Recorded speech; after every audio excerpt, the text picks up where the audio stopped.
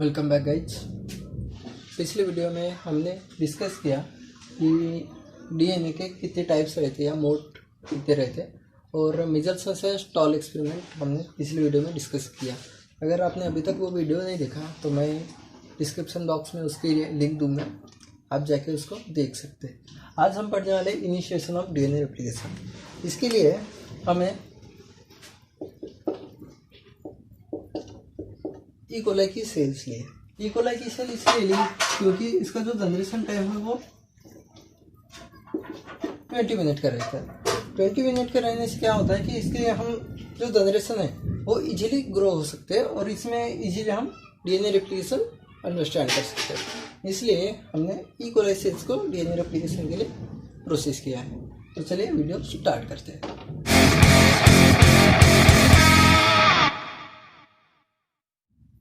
E coli sales जो है इसका क्रोमोसोम और डीएनए ये सर्कुलर फॉर्म में रहता है। मतलब इन प्रोकैरियोट्स, किसी भी प्रोकैरियोट्स में जो डीएनए रहता है, क्रोमोसोमल डीएनए, ये सर्कुलर इन फॉर्म में रहता है और यूकैरियोटिक सेल्स में लीनियर फॉर्म में रहता है। तो इस सर्कुलर डीएनए में होता क्या है, ये जो सर्कुलर डीएनए यहाँ पे एक सिंगल ओरिजिन प्रेजेंट रहता है। इसी से डीएनए रेप्लिकेशन स्टार्ट होता है। इसे कहते हैं सी। अब डीएनए रेप्लिकेशन ये बाइडायरेक्शनल इन नेचर होता है। मतलब अगर ये सर्कुलर डीएनए, हम इसे बड़ा करेंगे, ये हो गया ई कोलाई का सर्कुलर डीएनए। अब इसमें एक ओरिजिन प्रेजेंट रहेगा। ओके, अब इस ओरिजिन को हम कहते हैं ओरी सी। अब बाइडायरेक्शनल इन नेचर का मतलब यहाँ ये मेल्ट होना स्टार्ट होगा और ये जो रेप्लिकेशन फॉर्क्स है, यहाँ से जो पॉलीमराइजेशन रिएक्शन होती है, ये यहाँ से एक डायरेक्शन से जाएगी और ये यहाँ से दूसरे डायरेक्शन से जाएगी। ओके, अब ये हो गया बाइडायरेक्शनल इन नेचर। तो इसमें होता क्या है, ई कोलाई सेल्स में टोटल इस डिफरेंट प्रोटीन्स डीएनए रेप्लिकेशन में पार्टिसिपेट करते हैं। अब वो कौन कौन से, इनिशिएशन में कौन से, इलोंगेशन में कौन से और टर्मिनेशन में कौन कौन से 20 डिफरेंट प्रोटीन्स पार्टिसिपेट करते हैं, इसके बारे में आप पहले जानेंगे। इनिशिएशन, इलोंगेशन और टर्मिनेशन में कौन कौन से प्रोटीन्स इन्वॉल्व रहते हैं, इसके बारे में जानेंगे। बाद में हम फर्दर प्रोसेस में आगे बढ़ेंगे। तो 20 प्रोटीन्स इन्वॉल्व रहते हैं। ओके, इनमें से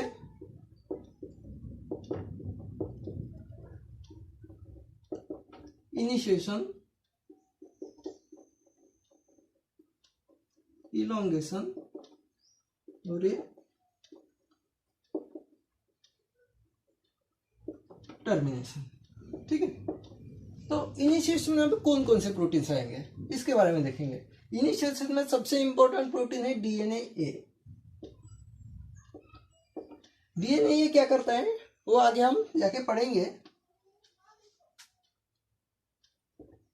DNA B means helicase, DNA C, DNA जी,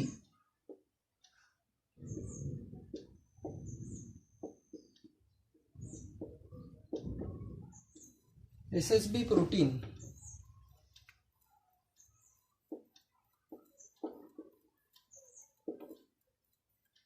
आरएनए प्राइमर, पे लग सकता है DNA primer.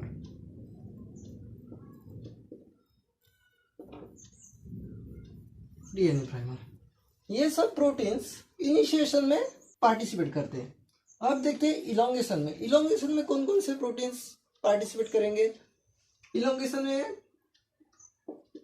SSB proteins important role play करते हैं। इसके बाद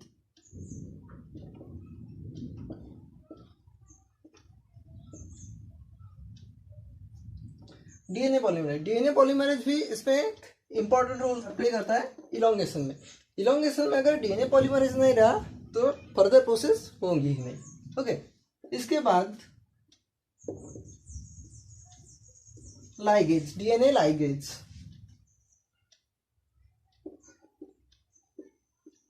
डीएनए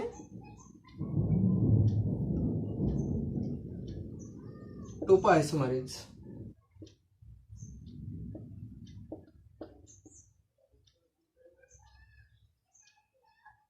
डीएनए कैरियर्स, ये सारे जो प्रोटीन्स है ये इलोंगेशन में इंपॉर्टेंट रोल प्ले करते हैं। इससे क्या होता है, मतलब इसके जो फर्दर फंक्शंस जो है इस प्रोटीन्स के, ये हम बाद में देखेंगे, पर अभी फिलहाल ये 20 डिफरेंट प्रोटीन्स कहाँ कहाँ पे प्रेजेंट रहते हैं और कौन कौन से रोल प्ले करते हैं ये हम जानेंगे। ओके, टर्मिनेशन में एक बहुत ही इंपॉर्टेंट रोल प्ले करता है, उसका नाम है टस। टस प्रोटीन, टर्मिनेशन बाइंडिंग प्रोटीन, उसका नाम है टस। टस मतलब क्या, टर्मिनेशन यूटिलाइजेशन साइट। ओके, ये हो गए फर्दर प्रोटीन्स। ओके, अब जानेंगे हम कि exact initiation of DNA replication in E coli कैसा होता है। डीएनए का जो क्रोमोसोम रहता है ये सर्कुलर फॉर्म में प्रेजेंट रहता है। ये जो डीएनए है, क्रोमोसोमल डीएनए, ये सर्कुलर फॉर्म में प्रेजेंट रहता है और इसमें एक ओरिजिन प्रेजेंट रहता है। ये ओरिजिन जो प्रेजेंट रहता है ये 245 बेस पेयर्स पे प्रेजेंट रहता है ई कोलाई के क्रोमोसोमल डीएनए पे। ओके, अब ये जो 245 बेस पेयर्स पे जब ओरिजिन सी प्रेजेंट रहता है, इसमें भी दो मोटिव्स रहते हैं। वो मोटिव्स है एक 9 मर और एक 13 मर। इसके बारे में हम आगे जाके बात करेंगे, लेकिन फिलहाल ई कोलाई का जो ओरिजिन है वो 245 बेस पेयर्स पे प्रेजेंट रहता है। डीएनए का वो यूनिट जो रेप्लिकेशन प्रोसेस में डायरेक्टली इन्वॉल्व रहता है, इंडिविजुअली एक्ट करता है, उसे हम रेप्लिकॉन कहते हैं। ठीक है, ये हो गया पूरा रेप्लिकॉन। ये क्रोमोसोमल जो डीएनए है ये हो गया पूरा रेप्लिकॉन। ओके, अब इस रेप्लिकॉन में एक ओरिजिन प्रेजेंट रहता है। हर रेप्लिकॉन में एक ओरिजिन प्रेजेंट रहता है, उस ओरिजिन को कहते हैं ओरिजिन। अब ई कोलाई का ये ओरिजिन है, इसलिए इसको ओरिजिन सी कहते हैं। ओके, तो यहाँ पे जो ओरिजिन सी से रेप्लिकेशन स्टार्ट होगा। रेप्लिकेशन स्टार्ट होने के बाद क्या होगा, यहाँ से बायडायरेक्शनली यहाँ पे मेल्ट होना स्टार्ट होगा, बाद में इसको बायडायरेक्शनली प्रोसेस से इसका रेप्लिकेशन स्टार्ट होगा। यहाँ पे दो रेप्लिकेशन फॉर्म्स होंगे, वो हम जाके इलॉन्गेशन में देखेंगे। फिलहाल हम देखने वाले हैं कि ये जो क्रोमोसोमल डीएनए ई कोलाई का, यहाँ का रेप्लिकेशन कैसे स्टार्ट होता है। ओके, तो बैक्टीरियल क्रोमोसोम में स्पेशली ई कोलाई में 4.6 एम बेस पेयर्स पे इतना बड़ा क्रोमोसोमल डीएनए प्रेजेंट रहता है। ओके, इसी में कहते हैं हम रेप्लिकॉन। मतलब ई कोलाई सेल्स में 4.6 एम बेस पेयर्स का एक रेप्लिकॉन प्रेजेंट रहता है। ओके, अब डीएनए रेप्लिकेशन स्टार्ट कैसे होगा। डीएनए रेप्लिकेशन स्टार्ट एक पर्टिकुलर साइट स्टार्ट होता है, वो साइट्स रहती है एटी रिच सीक्वेंस अगर डीएनए का रहे वहीं से डीएनए रेप्लिकेशन स्टार्ट होगा। इसके ऐसा ही क्यों है, क्योंकि ए और टी ये डबल हाइड्रोजन बॉन्ड से बॉन्डेड रहते हैं और जी और सी ये ट्रिपल बॉन्ड से प्रेजेंट रहते हैं, बॉन्डेड रहते हैं। अब होता क्या है, ये जो डबल हाइड्रोजन बॉन्ड है इसको तोड़ने के लिए लेस एनर्जी लगेगी अदर देन जी एंड सी। इसलिए ये जो डीएनए रेप्लिकेशन के प्रोसेस है स्टार्ट होने की, इसको एटी रिच सीक्वेंस से स्टार्ट होते हैं, ना कि जी और सी से। अब बात करते हैं 245 बेस पेयर्स की, मतलब ओरिजिन की। ओरिजिन में क्या होता है, ओरिजिन में दो मोटिव्स रहते हैं, एक है 9 मर और दूसरा है 13 मर। इनकी कॉपीज प्रेजेंट रहती है 245 बेस पेयर्स पे। अब क्या होता है, 9 मर के 5 कॉपीज प्रेजेंट रहते हैं इन ई कोलाई सेल्स के क्रोमोसोमल डीएनए में, और 13 मर के 3 कॉपीज प्रेजेंट रहते हैं। ओके, 3 कॉपीज प्रेजेंट रहते हैं।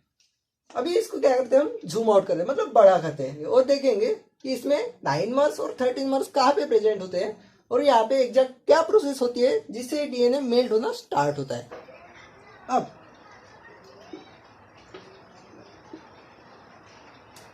ये जो है ये हो गया ई कोलाई का 245 बेस पेयर्स का एक छोटा सा सेगमेंट डीएनए का, हमने उसे जूम आउट किया। ओके, ये जो होल साइड से ये है ओरिजिन, ई कोलाई सेल का ओरिजिन। ये जो है ये है 9 मर रिपीट्स। ये है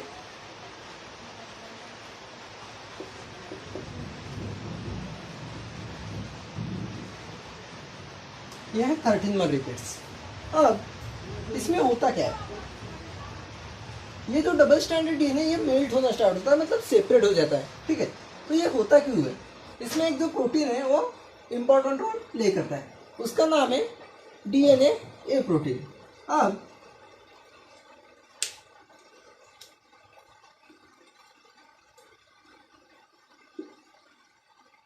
इसमें एटीपी और डीएनए ए प्रोटीन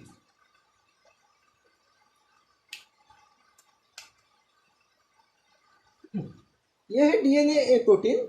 ये क्या करते हैं, एटीपी के साथ बाइंड हो जाते हैं। एटीपी के साथ बाइंड होने के बाद क्या होता है, यहाँ से फॉस्फोरिलेशन हो जाता है और ये जो डीएनए ए है ये यहाँ पे बाइंड हो जाते हैं। इस 9 मर रिपीट्स के साइट्स को और एक नाम है, इसे हम कहते हैं RRS।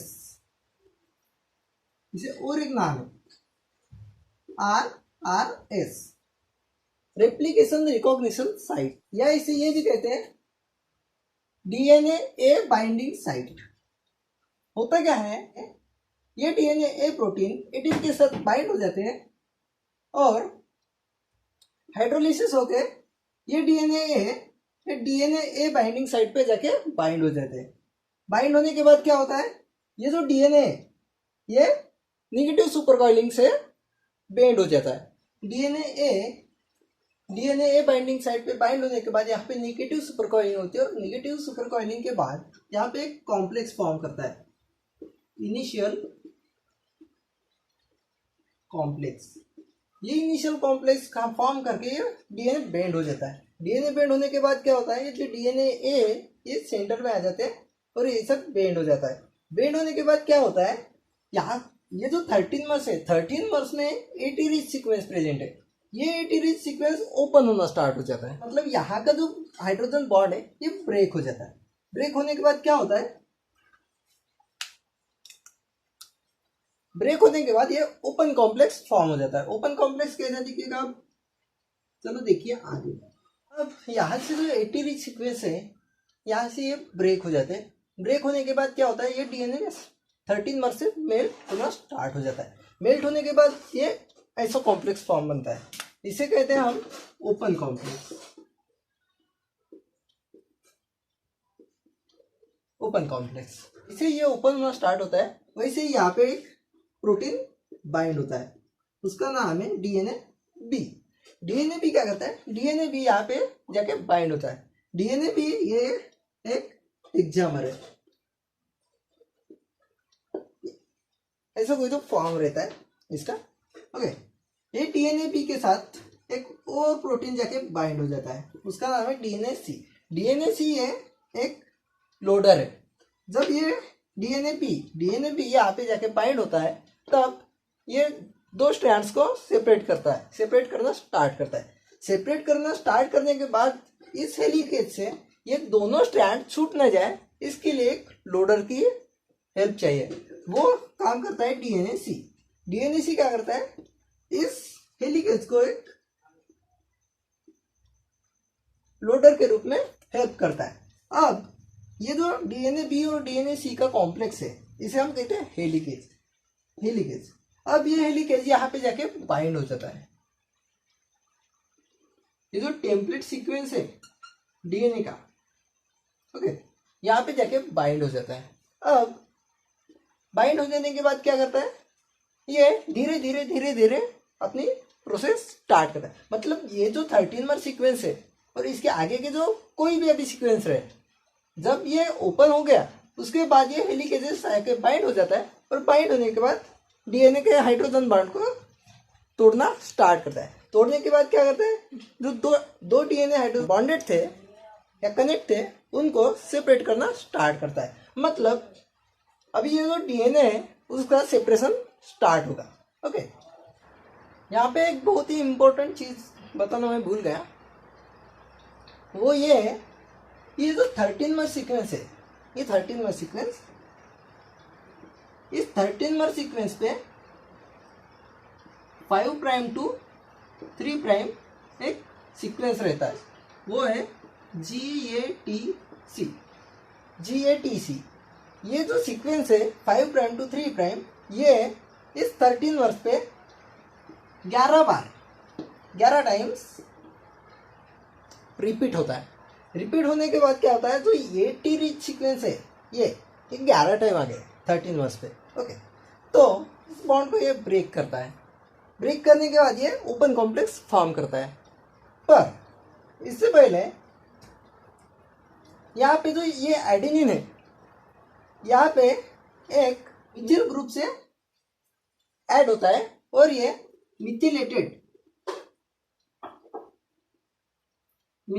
फॉर्म में चला जाता है। अब जब ये मिथिलेटेड फुल्ली मिथिलेटेड फॉर्म में चला जाए तभी डीएनए का इनिशिएशन, डीएनए रेप्लिकेशन का इनिशिएशन स्टार्ट होता है। अगर ये हेमी मिथिलेटेड रहे तो इसका डीएनए का जो रेप्लिकेशन है वो नहीं होगा। इसके लिए ये जो एडेनिन है इसका मिथिल ग्रुप से ऐड होना पड़ता है, और ये जब मिथिलेटेड हो तभी डीएनए रेप्लिकेशन का इनिशिएशन स्टार्ट होता है। अभी ओपन कॉम्प्लेक्स फॉर्म हो गया, यहाँ पे डीएनए हेलिकेज भी आ गया। अब ये डीएनए हेलिकेज क्या करता है,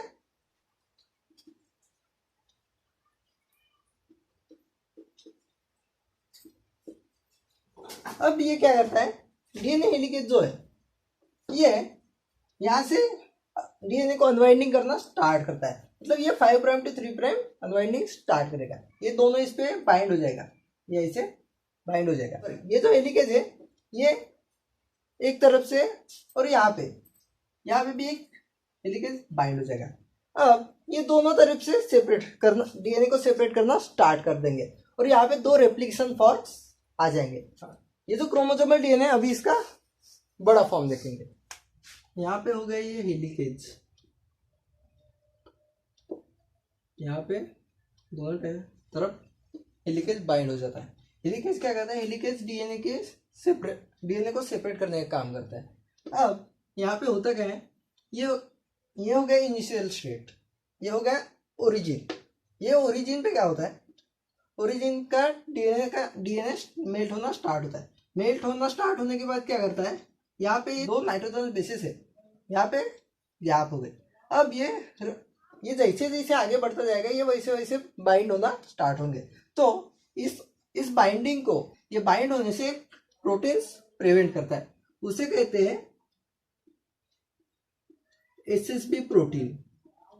ये क्या करते हैं, इस नाइट्रोजन बेसिस पे जाके बाइंड हो जाते हैं। अब ये यहाँ पे जाके बाइंड होने के बाद ये जो 2 नाइट्रोजन बेसिस है ये एक दूसरे से ज्वाइन नहीं होंगे, मतलब रीएनएल नहीं होंगे। तो फिर यहाँ पे एक आरएनए प्राइमर आके बाइंड होगा। आरएनए प्राइमर बाइंड होने के बाद 50 न्यूक्लियोटाइड्स तक यहाँ पे नाइट्रोजन बेसिस ऐड करेगा। उसके बाद यहाँ पे डीएनए पॉलीमरेज ऐड होगा और इलोंगेशन प्रोसेस स्टार्ट हो जाएगी।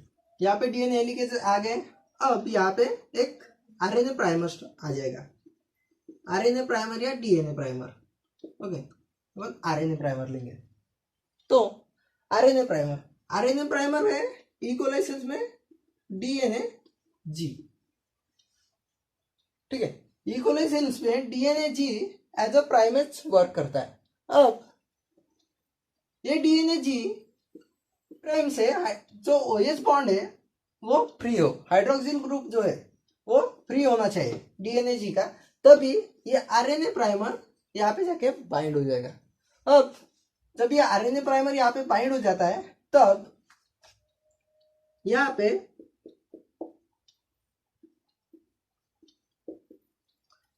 लेस देन 15 न्यूक्लियोटाइड्स यहाँ पे जाके ऐड करता है। अब ये जो 15 न्यूक्लियोटाइड्स है यहाँ पे सिंथेसाइज करने के बाद क्या होता है, यहाँ पे डीएनए डीएनए पॉलीमरेज जो है, ये डीएनए पॉलीमरेज यहाँ पे रिक्रूट हो जाता है, मतलब बाइंड हो जाता है और आगे की इलॉन्गेशन प्रोसेस स्टार्ट करता है। पर अब ये आरएनए प्राइमेज आया कहाँ से, मतलब जो ये जो डीएनए जी है ये आया कहाँ से? तो ये डीएनए जी, ये जो हेलिकेज है, ये हेलिकेज, ये दोनों तरफ से जो हेलिकेज है, ये दोनों हेलिकेज ये आरएनए प्राइमर को या डीएनए जी को रिक्रूट करते हैं। जब यहाँ पे डीएनए की मेल्टिंग स्टार्ट होता है तब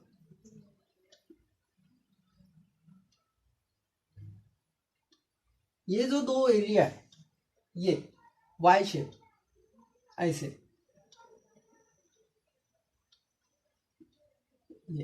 ये होते हैं रेप्लिकेशन फॉर्क्स। ये हो गई इनिशिएशन। अब चलते हैं एक बार इनिशिएशन ऑफ डीएनए रेप्लिकेशन का डीएनए सीक्वेंस कैसा रहता है उसके बारे में जानेंगे। डीएनए इनिशिएशन में सबसे पहले क्या होता है, जो ओरिजिन है, ओरिजिन पे binding of DNA A protein, binding of DNA A protein to origin. क्या होता है, डीएनए ए ये ओरिजिन पे बाइंड हो जाता है। ये हो गया पहली प्रोसेस। उसके बाद होता है हेलिकेज का loading, loading of helicase,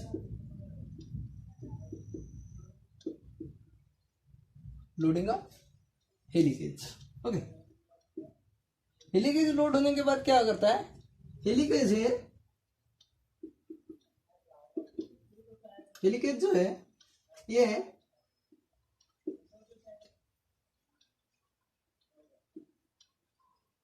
to open helix, open helix and bind primase. Primase is a DNA G to form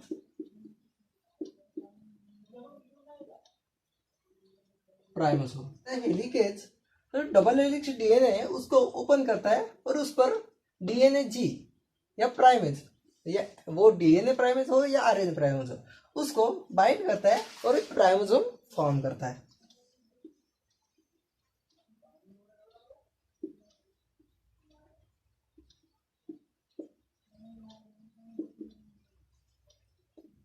उसके बाद आरएनए प्राइमर का सिंथेसिस होता है।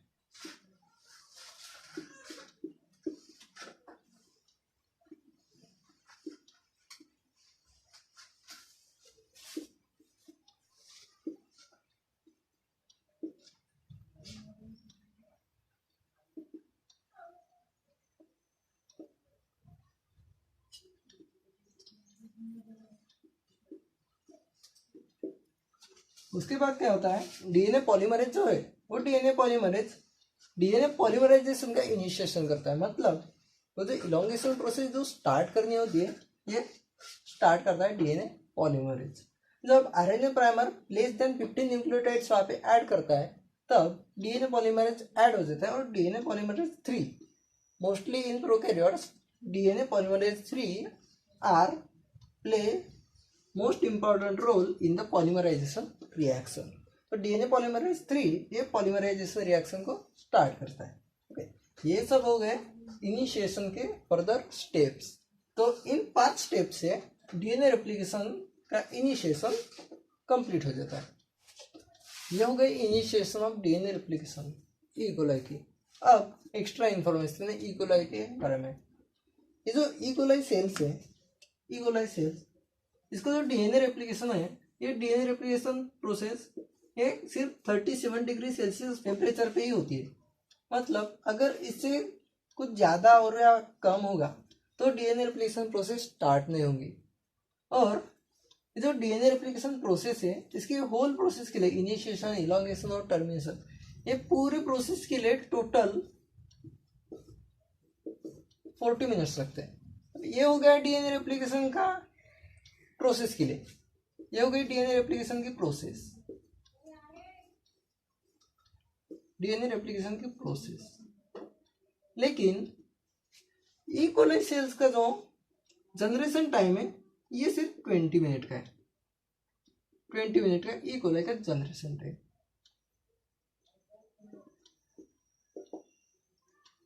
अब आप लोग सोच रहे होंगे कि 20 मिनट का जनरेशन टाइम है तो 40 मिनट्स में डीएनए रेप्लिकेशन की प्रोसेस कंप्लीट हो जाएगी, तो ये कैसे पॉसिबल है? तो इसलिए पॉसिबल है क्योंकि जो ई कोलाई सेल्स का जो डीएनए है ये है सर्कुलर फॉर्म का। ओके,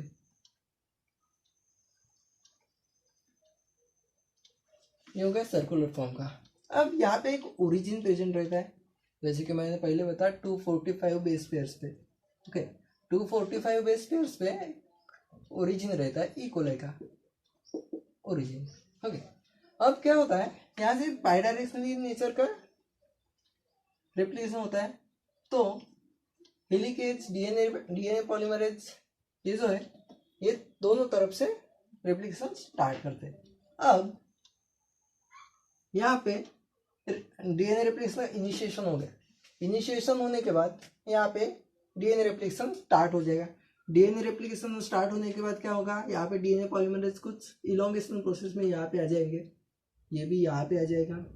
ओके, अब क्या होगा, जब ये दोनों यहाँ पे आ जाते हैं तब ये दोबारा मिथिलेटेड हो जाता है।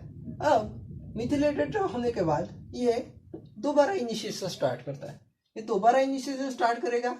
ये जो डीएनए है ये कुछ यहाँ पे आ जाएंगे, यहाँ पे आने के बाद यहाँ से इनिशिएशन स्टार्ट होने, यहाँ पे थे तब इनिशिएशन स्टार्ट हुआ अभी, और यहाँ से डीएनए रेप्लिकेशन दोबारा स्टार्ट होगी। दोबारा स्टार्ट होने के बाद ये यहाँ पे जाएंगे, ये यहाँ पे जाएंगे और ये डीएनए पॉलीमरेज यहाँ पे जाएगा।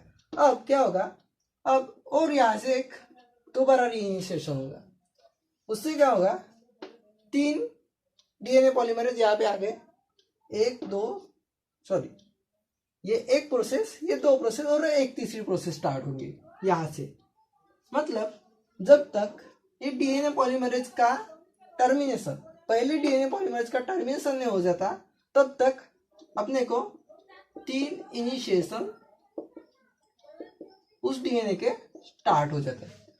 अब क्या होगा, ये 3 इनिशिएशन स्टार्ट होंगे तो यहाँ पे 6 रेप्लिकेशन फॉर्म्स फॉर्म होंगे। ये जो क्रोमोसोमल है इस क्रोमोसोम को क्या कहते हैं,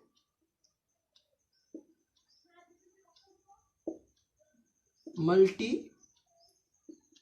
फॉर्क क्रोमोसोम। अब इस क्रोमोसोम को कहते हैं मल्टीफॉर्क क्रोमोसोम। अब टोटल 3 इनिशिएशन स्टार्ट होते हैं और ये 3 इनिशिएशन से अपने को 6 रेप्लिकेशन फॉर्म्स मिल जाते हैं, इसलिए हम इसको कहते हैं मल्टीफॉर्क क्रोमोसोम। ओके, तो ये जो 6 रेप्लिकेशन फॉर्म्स है ये सिंगल क्रोमोसोमल डीएनए पे एक्टिव रहते हैं, इसलिए हम इसे मल्टीफॉर्क क्रोमोसोम कहते हैं। और इसे और एक नाम है डाइकोटोमस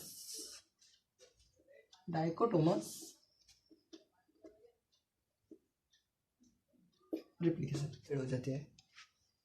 आगे हम देखेंगे इलोंगेशन प्रोसेस। Thank you.